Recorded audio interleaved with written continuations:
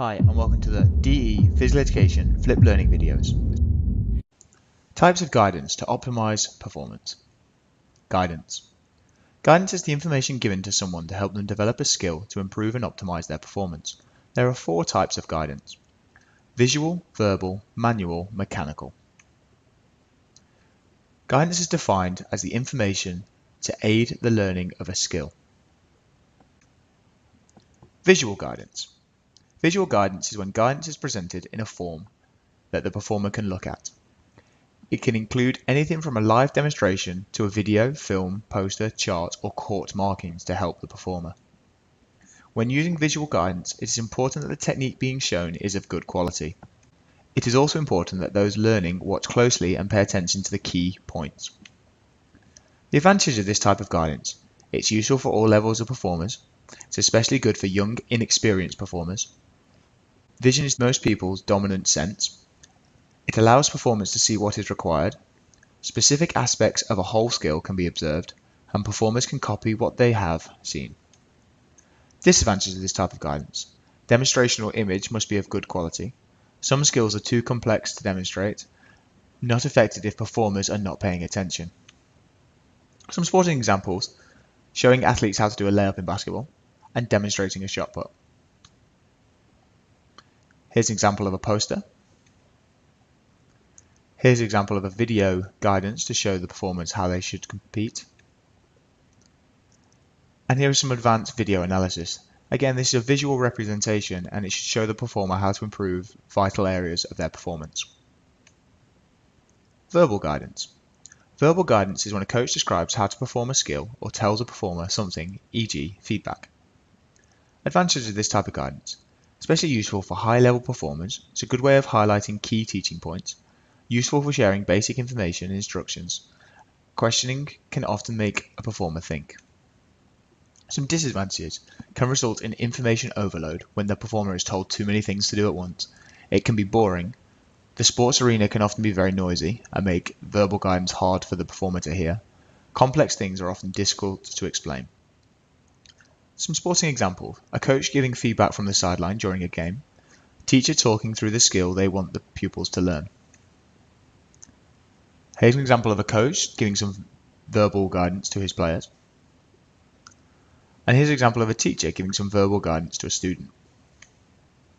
Key terms. These are definitions that will come up as AO1 questions in your exam. Visual guidance: information given to a performer to help them develop that they can see. Verbal guidance: information given to a performer to help them develop that they can hear. It involves someone telling them something. Manual guidance. Manual guidance involves a coach physically moving a performer into the correct position or supporting them as they perform a skill. Some advantages of this type of guidance: it's good for complete beginners. It allows some development of correct feeling. Some disadvantages: a movement can feel different when someone else is moving your body for you. Performer may not think that they are actually performing it themselves. Some sporting examples: moving a player into the correct body position. Holding the racket at the same time as an athlete to show them the correct technique. Here's an example of manual guidance for a handstand, or headstand, And here's an example for softball. The teacher is holding the bat with the learner, and as they swing, the learner should feel the position their body should be in as they swing. Mechanical guidance. Mechanical guidance takes place when equipment is used to assist the coaching process. This could take the form of floats in swimming or harness in diving, gymnastics and trampolining. Some advantages of this type of guidance: good for potential dangerous skills such as trampolining, can allow a performer to gain a feel for the movement without fear, and good for building confidence. Some disadvantages: equipment may be expensive, performer can come to rely on the aid. Sporting examples: a harness for teaching somersaults in trampolining, a swim float, for example a noodle, to ensure the performer has the correct technique. Here's an example of a noodle, and here's an example of me using the trapeze. As you can see, the mechanical guidance is holding me to allow me to support as I go through the different movements.